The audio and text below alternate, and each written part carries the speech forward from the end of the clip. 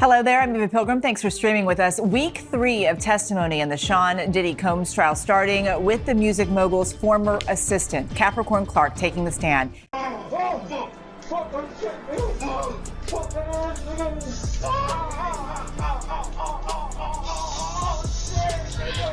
Why would we need a 50-foot bed? I mean, TD Jakes ain't small. I'm just saying.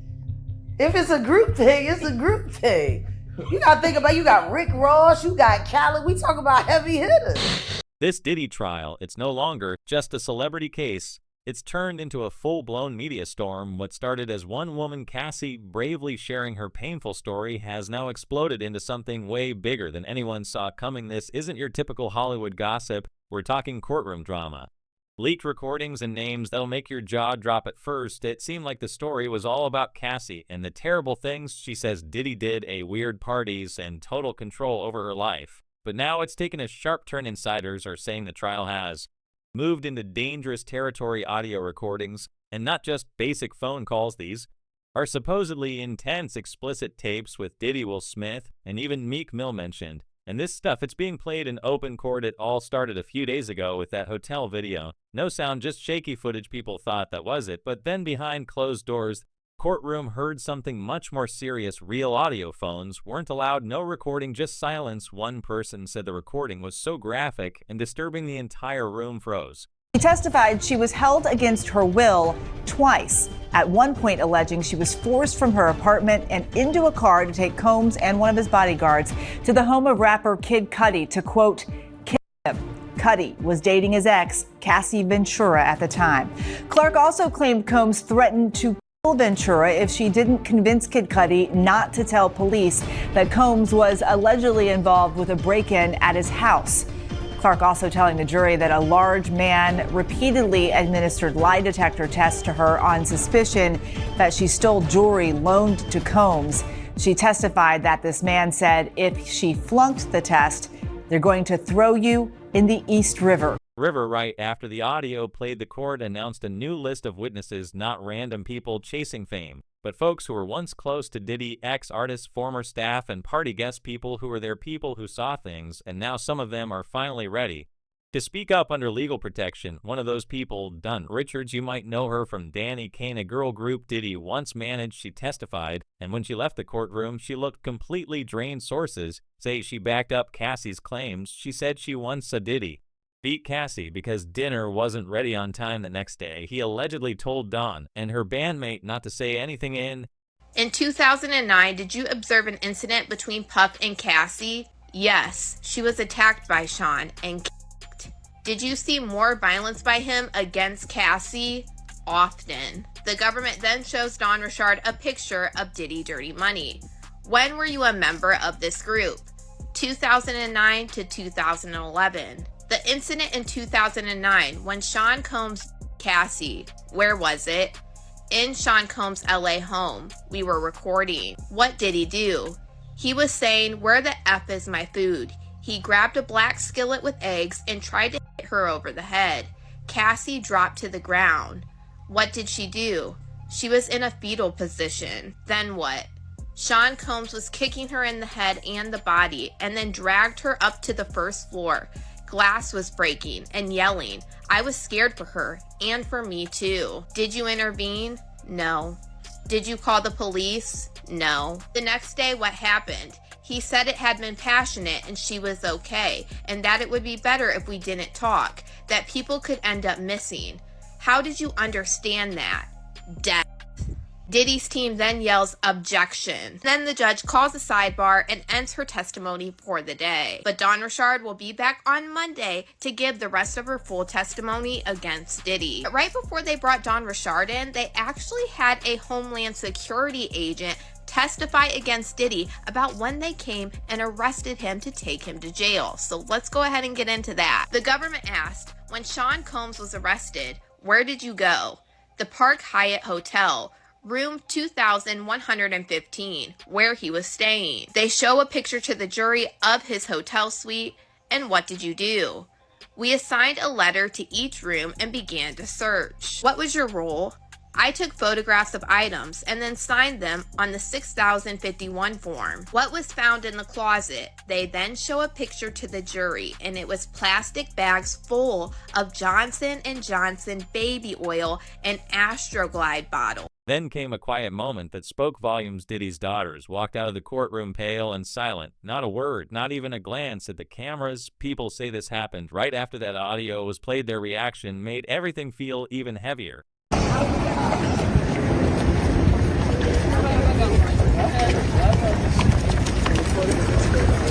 You guys really sit through that whole case and kept your spirits high. I really like that for y'all. That was great.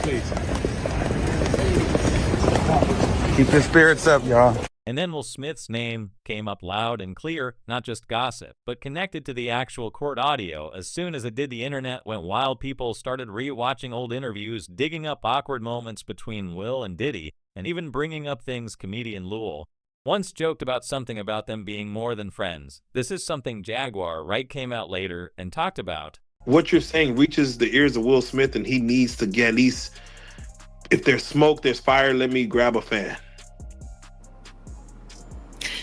Number one,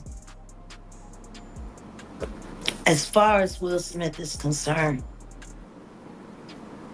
until he does right by all of those children that were harmed and corrupted while in his care, children that grew up to be men, boys like Bashir Gray,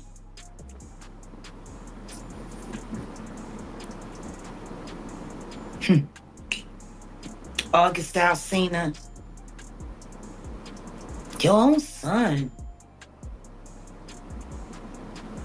Like, your own son.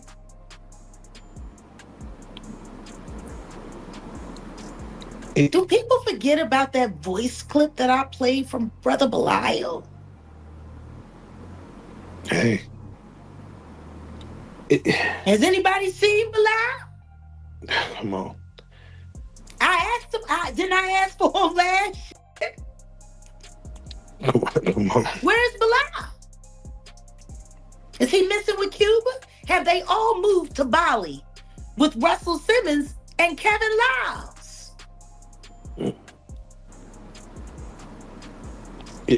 I would always say it is interesting when you speak on, Jaden Smith and you see the hug with with Justin Bieber. Justin Bieber, and then for Bashir, you see him all of a sudden fighting over Sydney Starr with Eddie Winslow. It does question what happens in the entertainment industry that makes someone go into just being very close with men on men contact. It's interesting, I'll say the least. You want to know the thing that bothers me most about Bashir Gray? I actually think he's doing all of this so they'll take him back in the club. And they're not. They're gonna keep gaslighting you and playing with you, promising you one thing or another. Nobody really noticed it the first time, but now it's everywhere, and just when things couldn't get any, Monsieur Will's former assistant brother Bill came forward with shocking claims. He said he saw things involving Will and another man, Dwayne Martin, he described walking in on the two of them in an intimate moment. Whether you believe him or not, the story exploded. And everybody wanted, and Will needed that validation to have that type of woman. You saw her say that Will Smith had. I am saying to you, if a woman is used to something the size of a baby leg and you come in with a pinky toe, there's nothing you can do to please her. You can buy her 80 cars, you can get her 80 private jets. If she's itching for that baby leg, she want that baby leg. You can beat a person so much that they fall into submission. And who needs enemies when they got friends like you? Oh, I could tell you what goes on the inside. Everybody else is just speculation. Somebody told me my picture's in the book. Your picture's in the book and your name is in the book. So it's like you're doing some real elegant pimp. I'm blowing you up. I love that. I'm blowing you up. This is what Jada makes the new people do. And I ain't gonna say new, they probably been there after myself, right? They will make you check into a rehab. and they'll pay for the rehab. Even though you're not on drugs, they're going to pay for the rehab. And you have to go if you want to work with them. And then I saw sexual acts that I walked in on. Who'd you walk in on? Him and Dwayne Martin. Okay. Hollywood is the hurry up and wait game. So 3 minutes later, after them telling me, hey, you got eyes on Will, we need him to come watch this. So I'm running all over the studio. He's not in his dressing room. I go to the cafeteria. He also went on to talk about how he has never been sued because the Smiths know he's telling the truth. You kept it straight on the Smiths. Like, you was just like, I seen Jamie with women. Yeah. I seen Jamie with black. And I was like, okay, so this ain't got nothing to do with him trying to gain clout off of every celebrity, trying to ruin his relationship with all the celebrities you've done business with. This is just this particular friend that I've known damn near my whole life, and his wife, you feel like is sabotaging everything that y'all have together, and it's causing you to question him and his friendship towards you. Without question. So here's the whole thing in a nutshell. Okay. You know, it's no secret in Hollywood that Jada hates me because I have a strong relationship with Will, and I do my own thing. Why don't she hate Dwayne? I can't answer that question. Why don't she hate Dwayne Martin? Well, she's gonna love anybody that treats her like she's a god, right? When you're a narcissist and a sociopath like she is, and I'll get into that, you want to be worshipped, and she got the bag. So these people will worship her, thinking that that Jada's gonna do something for them. But a narcissist and a sociopath is only looking to do things for themselves. It was shocked because I was like, Jada is talking about suing. Mm-hmm. And she's speaking on this, and to my surprise, Will hasn't said anything. And so they did come out and say a rep for Will totally denies the allegations. I was like, Will does not respond to anything. Nope. He's never. This is all Jada, because as soon as that rep statement came out, she goes to sit on the Breakfast Club to reiterate the same that I feel she gave to TMZ. Yes. Yeah.